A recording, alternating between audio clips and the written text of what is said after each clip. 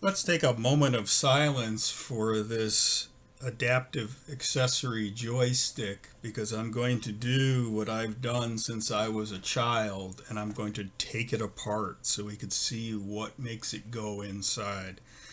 So this is the joystick version of the device, which as I mentioned in other videos, it's the same base on all of these. All right, so whether you get the joystick or the 2-button thing or the 4-button D-pad, it's the same one. The only thing that's different is the mouse. The mouse is truly a separate mouse. So first thing is, how do you get into these things? Is it glued together? Is it snapped together? Well, I don't see anything obvious on the bottom, and there's nothing obvious on the top.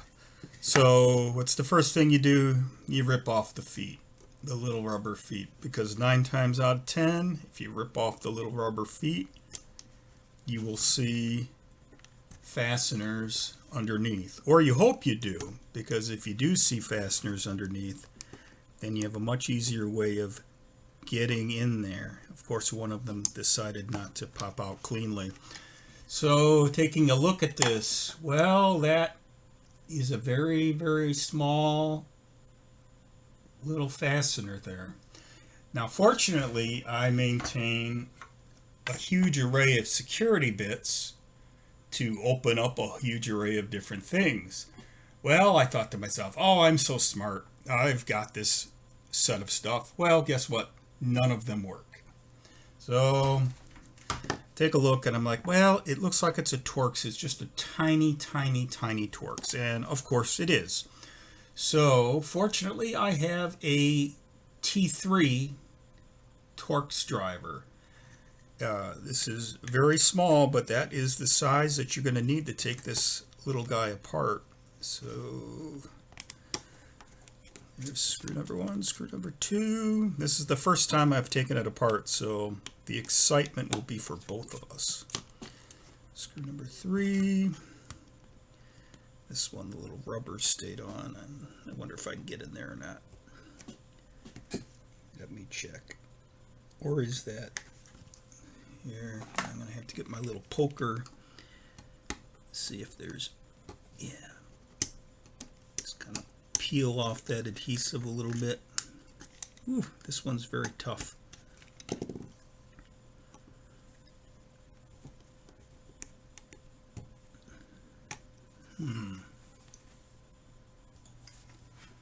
Okay, I paused that for a second while I was fiddling with this last one. And for reasons that remain unknown, there's no screw under this 4th position. So there are only 3 screws holding it.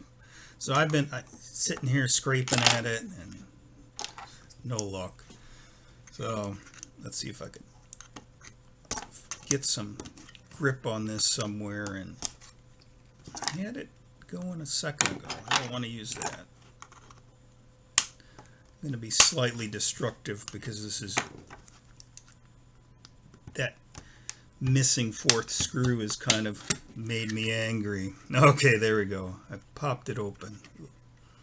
Let's take a look at what's inside. Okay, so on the back side, they have the battery there, lithium-ion battery. And then on this side, they've got their nice dark colored board here. I wonder if it's just pressed in place. It's probably, no, wait, there are more screws. So let me adjust this a little bit so we can see better. So they don't have a screw at that position because it interferes with that switch. And let's see, what I see here is, let's see, 1, 2, 3, I want to say 4 little Phillips.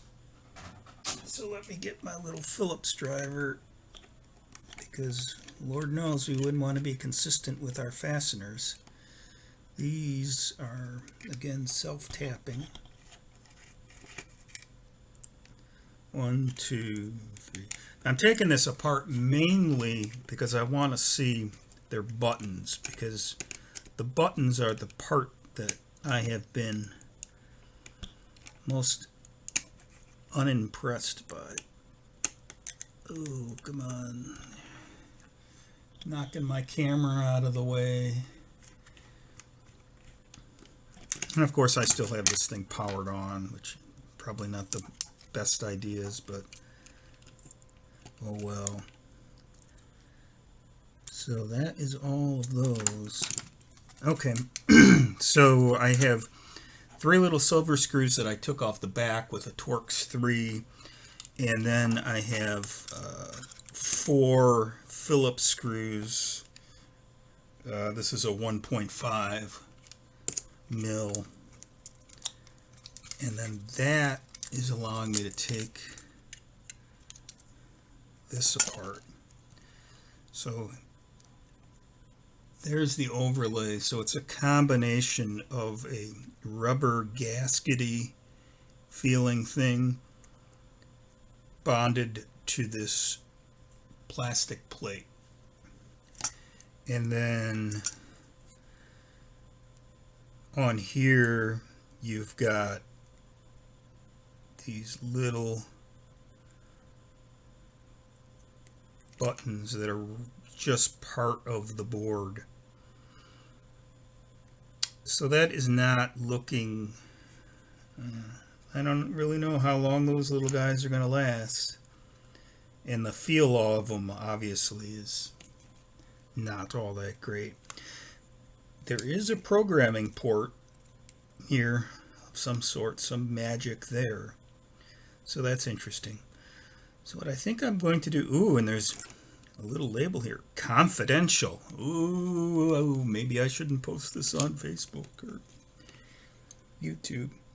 So what I think I'm going to do next is I'm going to see if I can find any tie points for these switches so that I could wire in my own switches. That would be nice. And you know, this is really me being aggravated here because these devices have been aggravating me today. But they have, you know, nice micro switches on the side for the on-off and the pairing, but then they go with these on the top. I don't know if I made the decision. I understand that the board is nice and thick. It looks like about an 1/8 inch, 2 or 3 millimeters thick. This pad does nothing. There's a chip there that I'll look into later. So I'm going to tear into this a little bit more and see what I can see.